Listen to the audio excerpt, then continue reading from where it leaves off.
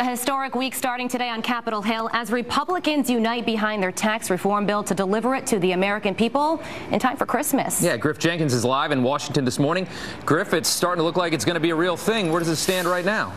Well, you know, Rob and Carly, good morning. Critics said it couldn't be done, but the president is poised to prove them wrong in a major way this week. He predicted over the weekend on Twitter that he was going to deliver on that campaign promise of historic tax reform and says it's just days away. This is Republican leaders say they are confident they have the votes in this razor-thin majority, despite news that Senator McCain has returned to Arizona and will miss the vote. The president says he spoke with Mrs. McCain, and if needed, the senator would return.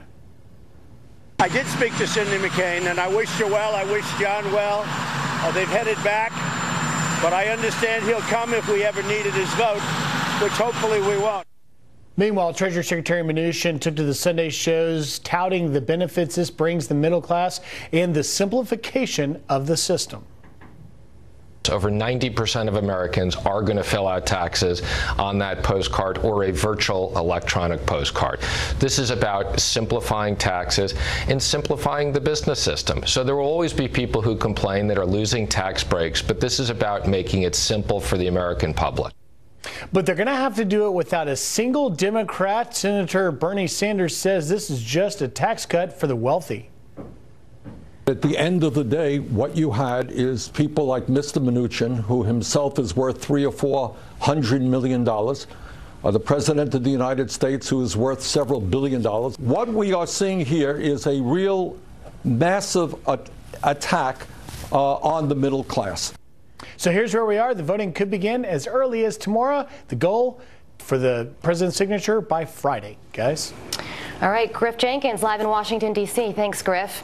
Now, Democrats waging war against the Republican tax reform plan since day one. That's right. Fox News contributor Kevin Jackson says this was never about the actual proposal. It is about Trump winning the White House.